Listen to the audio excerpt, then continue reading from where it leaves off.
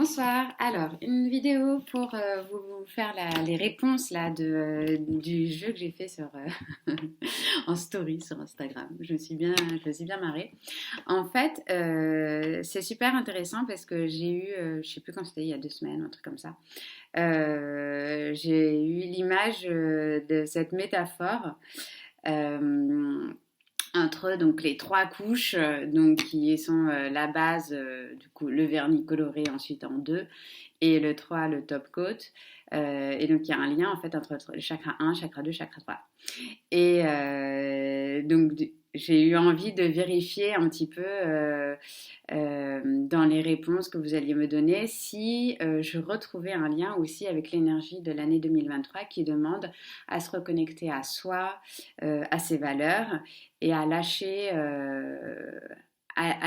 en fait toutes les attentes et tous les avis en fait que les autres peuvent avoir sur nous en fait, toutes les attentes de perfection, le masque social, etc. Et donc c'est super intéressant parce que vous avez été 90% quand même à choisir la base. Et donc ça veut dire que vous êtes complètement en lien avec le défi, on va dire, collectif de l'année 2023.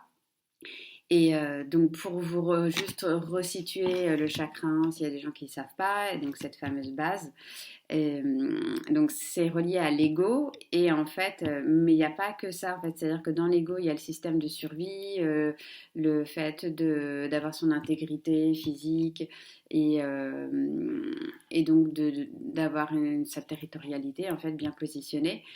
Mais du coup, il y a aussi les valeurs, en fait. C'est-à-dire que les valeurs, elles sont pas dans la tête. En fait, on est censé les incarner. Donc, elles sont censées, en tout cas, moi, je les place dans le chakra 1.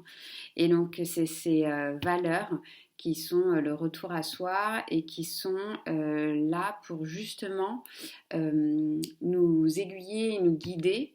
Mais quand je dis guider, c'est pas genre une petite voix qui dit va ici, va là, etc. Non, c'est que quand on incarne ces valeurs et qu'on les respecte, en fait, automatiquement, l'univers qui se met en interaction avec nous, les situations, les événements, va être beaucoup plus respectueux, en fait, parce qu'on se sera respecté. Donc, en retour, les gens vont nous respecter. Et donc, il y a vraiment quelque chose qui est de l'ordre de l'invisible et qui va faire que vous allez naviguer en fait un peu en eau trouble sans vous faire mal en fait parce que vous aurez respecté ce chakra 1 et ses valeurs et qui seront incarnées en fait, qui seront une énergie et pas juste des concepts en fait. C'est pas juste je sais pas comment l'expliquer, mais c'est pas juste quelque chose qu'on va peut-être dire dans un dîner, par exemple, avec des gens. Mais c'est des choses c'est une valeur qu'on va rayonner en fait. Et d'ailleurs, en général, on n'a même pas besoin d'en parler. Et donc voilà. Donc bref, j'avais envie de dire ça.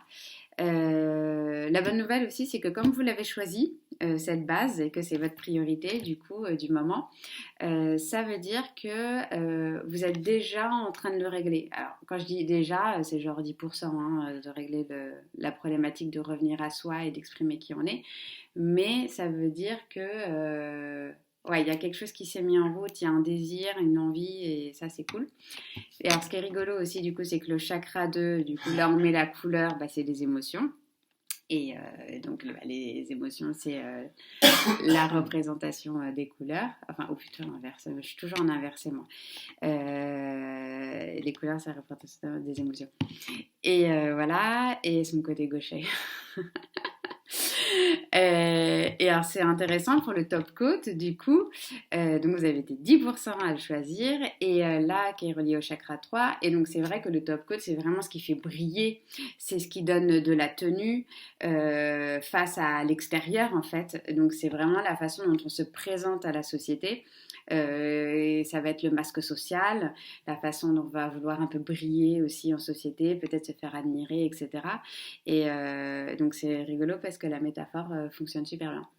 Donc voilà, et alors là par contre ça veut dire qu'il y a peut-être autre chose à travailler en fait sur plus ce qu'on a envie de créer dans la société. Ça pourrait être intéressant que les gens me fassent des retours ensuite. J'aimerais bien savoir en commentaire si ça leur parle ou pas. Et aussi je voulais dire un truc par rapport au masque social. Oui voilà, c'est que le masque social n'est pas forcément mauvais. On a tendance un peu à lui taper dessus, à lui taper sur les doigts.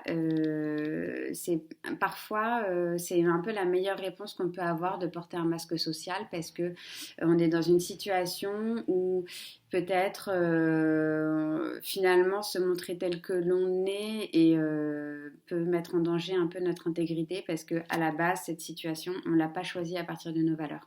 Donc finalement le masque social c'est un peu comme une sorte de béquille qui nous aide aussi à nous protéger. Donc, bon, parfois, ça peut être bien de le mettre en fait. Il faut juste savoir l'enlever quand il faut et savoir jouer avec. Voilà, j'ai envie de le dire comme ça. Voilà, bah, j'espère que ça vous aura plu et puis n'hésitez pas si vous en voulez encore.